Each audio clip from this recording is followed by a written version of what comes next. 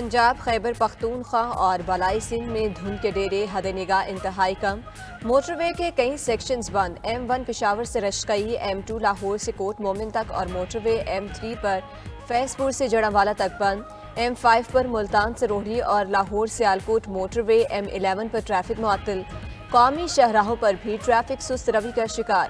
پنجاب کے شہروں میں بدستور اسموک کا راج، لاہور 436 AQI کے ساتھ دنیا کے آلودہ ترین شہروں میں سر فہرست۔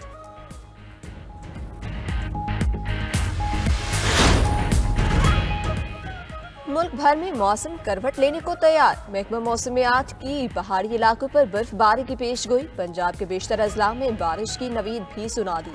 ترجمان PDMA کا کہنا ہے کہ ہفتہ اور اتوار کو پنجاب میں گرج چمک کے ساتھ بادل برسیں گے، مری، گلیات اور پوٹھوہار ریجن میں بارش اور برف باری کا امکان، لاہور، سرگودا، فیض آباد اور دیگر علاقوں میں بھی بارش متوقع۔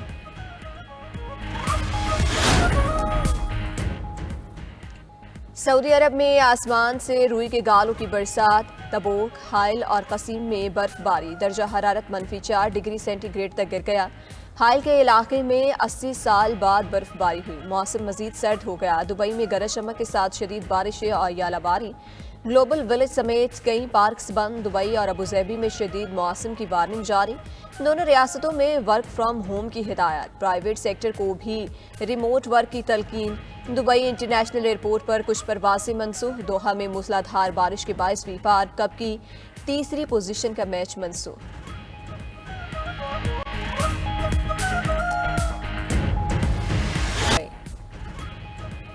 قاتلانہ حملے میں زخمی بنگلہ دیشی طلبہ تنظیم کے بانی رہنما عثمان ہادی انتقال کر گئے۔ گزشتہ جمعے ڈھاکہ میں نامعلوم افراد نے ان پر فائرنگ کی تھی۔ عثمان ہادی جولائی میں حسینہ واجد حکومت کا تختہ الٹنے والی طلبہ تحریک کے اہم رہنما تھے۔ نوجوان سیاسی رہنما کی ہلاکت کے بعد بنگلہ دیش میں پرتشدد مظاہرے پھوٹ پڑے، مظاہرین کی میڈیا دفاتر اور ریڈیو سٹیشنز پر حملے، کئی عمارتوں کو آگ لگا دی۔ چٹاگانگ سے بھارتی سفارت خانے پر بھی حملہ، مظاہرین کا کہنا ہے کہ قتل میں بھارتی ملوث ہیں۔ بنگلہ دیش میں بھارتی ہائی کمیشن کے سامنے بھی مظاہرہ، بھارتی وزیر اعظم نریندر مودی کے خلاف نعرے، مظاہرین نے بھارت سے مطالبہ کیا کہ حسینہ واجد کو بنگلہ دیش کے حوالے کیا جائے۔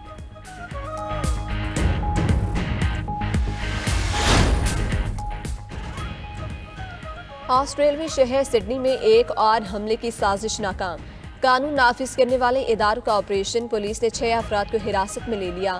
آسٹریلوی پولیس کے مطابق گرفتار افراد بوندائی بیچ کی طرف جا رہے تھے، تحقیقات کے دوران 2 گاڑیاں رکیں، حراست میں لیے گئے افراد تشدد کی منصوبہ بندی کر رہے تھے۔ ادھر آسٹریلیا کا انتہا پسندوں کے ویزے منسوخ کرنے کا اعلان، آسٹریلوی وزیر اعظم اینتھونی البانیز کا کہنا ہے کہ نفرت پھیلانے والوں کے ویزے منسوخ کیے جائیں گے۔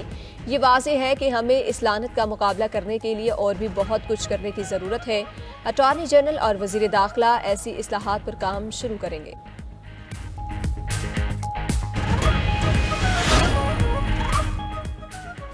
Chief of defence forces field marshal Asim Munir کا لیبیا کا سرکاری دورہ، لیبیا کی مسلح افواج کے commander in chief field marshal Khalifa Belqasim Haftar اور نائب commander in chief lieutenant general Saddam Khalifa Haftar سے ملاقاتیں، باہمی دلچسپی کے امور اور علاقائی سیکیورٹی پر تبادلہ خیال کیا گیا۔ ISPR کے مطابق 2 طرفہ دفاعی اور عسکری تعاون بڑھانے کے امکانات پر بھی گفتگو ہوئی۔ 2 طرفہ تربیت، استعداد کار بڑھانے اور انسداد دہشت گردی میں تعاون کی اہمیت پر زور دیا گیا۔ فیلڈ مارشل نے مشترکہ مفادات کی بنیاد پر پاک لیبیا دفاعی تعلقات مزید مضبوط بنانے کے عزم کا اعادہ کیا۔ لیبین کمانڈران چیف کی پاکستان مسلح افواج کی پیشہ ورانہ مہارت کی تعریف، پاک لیبیا دفاعی تعاون کو مزید وسعت دینے کی خواہش کا اظہار کیا۔ فیلڈ مارشل عاصم منیر کا لیبین افواج کے دستے نے گارڈ آف آنر پیش کیا۔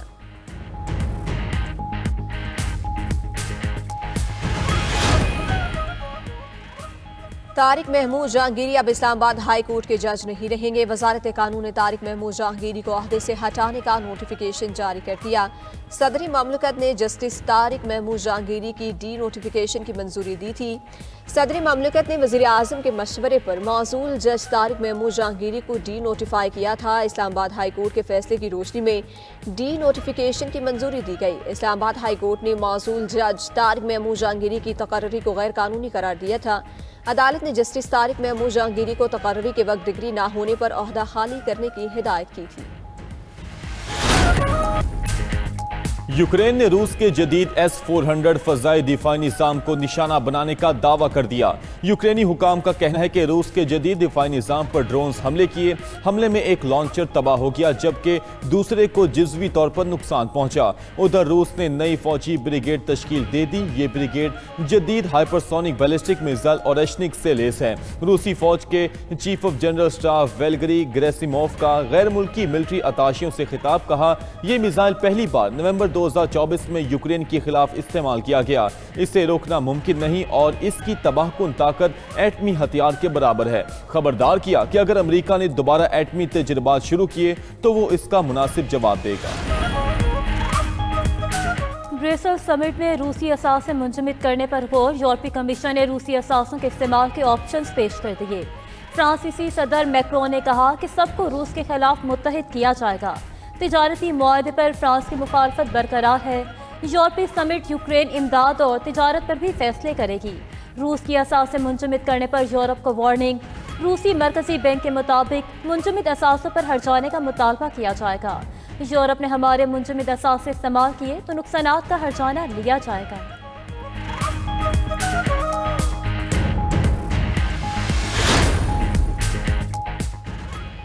रूस का वेनेजुएला को अपने इत्तेहादी और शराकतदार करार देते हुए खित्ते में कशीदगी कम करने पर जोर। क्रेमलिन के तर्जुमान का कहना है कि गैर मुतवक्की सूरत हाल से बचने के लिए तमाम फरीकैन को तहम्मुल का मुजाहिरा करना चाहिए। उधर वेनेजुएला ने अमेरिका की मुबैना जारियत और तेल के ज़खायर पर कब्जे की धमकियों पर अक़वाम मुत्तहिदा की सलामती काउंसिल का हंगामी इजलास तलब कर लिया। अमरीकी रियासत शिमाली कैरोलिना में प्राइवेट तैयारा गिरकर तबाह। बिजनेस जेट तैयारा लैंडिंग के दौरान हादसे का शिकार हुआ। तैयारे में आग भड़क उठी और मुतादिद अफराद हलाक हो गए। मकामी हुकाम के मुताबिक हादसा स्टेट्सविल रीजनल एयरपोर्ट पर पेश आया। एयरपोर्ट हुकाम ने बताया कि तैयारा मुकम्मल तौर पर तबाह हो गया। हादसे के बाद एयरपोर्ट गैर मुआयना मुद्दत के लिए बंद कर दिया गया। तैयारे का मालिक खानदान समेत सवार था।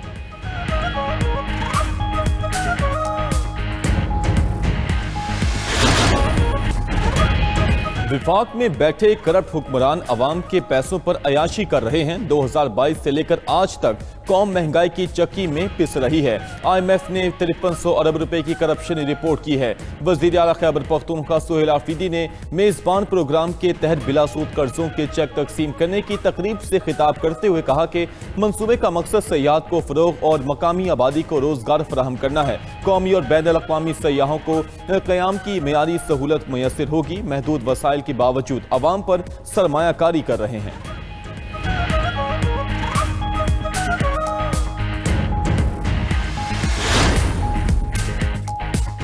सताईसवीं तरमीम के बाद कुछ लोग खुद को अक्ले कुल समझते हैं। नून लीग हुकूमत अकलियत के तौर पर कर रही है। पीपल्स पार्टी को कुछ हासिल नहीं हुआ। सरबराह JUI मौलाना फजलुर रहमान के चकवाल में मीडिया से गुफ्तगू। कहा कि नए सूबे बनाने के बाद उनका इंतजाम कैसे चलेगा। PTI की जानिब से मुझसे अब तक किसी ने राब्ता नहीं किया। PTI की मुझसे बातचीत सिर्फ बयानबाजी की हद तक है। अमली तौर पर ना तो किसी ने राब्ता किया और ना ही मुज़ाकराती कमेटी ने कोई पेशरफ्त की है।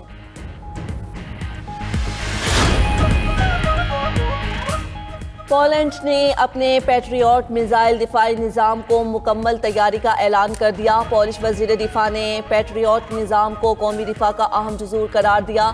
अमरीकी सफ़ीर की पोलैंड के इक़दामात की तारीफ।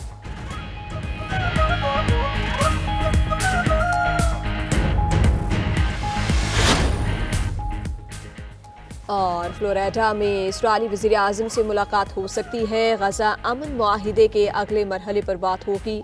ट्रंप यूक्रेन जंग के खात्मे के लिए अमन मुज़ाकरात जल्द नतीजा खेज होने के लिए भी पुरुमीद। व्हाइट हाउस में मीडिया से गुफ्तगू करते हुए ट्रंप ने कहा कि रूस मैदान जंग में पेशरफ्त कर रहा है। यूक्रेन को जल्द फैसला करना होगा। यूक्रेन देर करेगा तो रूस अपना मौक़िफ़ बदल सकता है। मुजवज़ा अमन मुआहिदे के तहत यूक्रेन को नेटो के आर्टिकल 5 जैसी सिक्योरिटी ज़मानतें दी जा सकती हैं।